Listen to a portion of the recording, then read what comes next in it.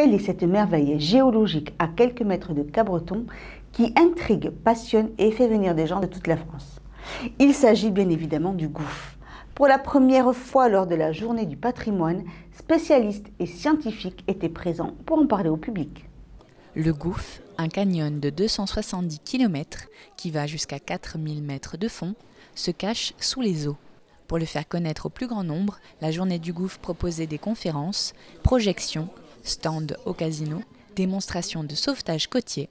Tout ceci en présence de nombreux scientifiques ravis de pouvoir partager leurs connaissances.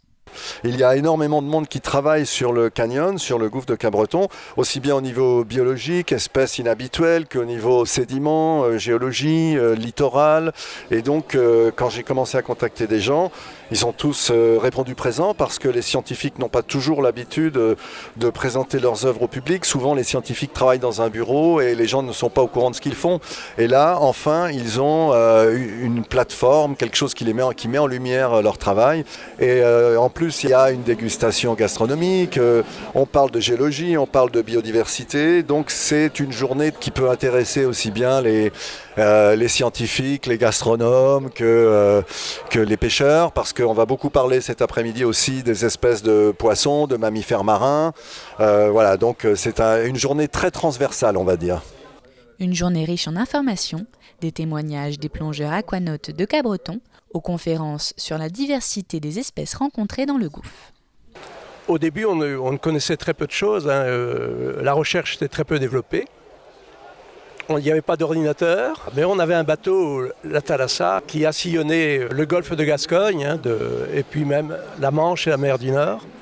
Et on a accumulé les données. On a signalé des poissons qu'on ne signalait nulle part ailleurs sur nos côtes, qui sont liés au gouffre de Cabreton.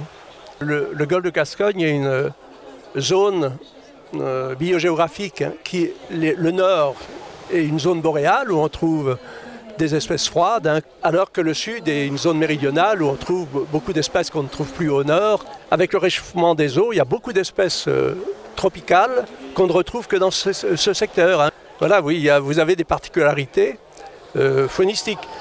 Une biodiversité qui se traduit également par la présence de calamars, nommés plus communément chipirons, dont il était aussi question lors de cette journée avec la 20e édition de la fête du chipiron. Alliant spécialité culinaire et patrimoine, la journée du Gouffre est complète. J'ai choisi de faire ça le jour de la journée du patrimoine pour faire comprendre aux gens que le Gouffre est un patrimoine extraordinaire qui reste à découvrir. Et on s'est aperçu après, quand on a décidé de faire ça pour les journées du patrimoine, qu'en plus c'était la fête du chipiron. Et sur le coup, on s'est dit, est-ce que c'est antinomique, est-ce que c'est ennuyeux ?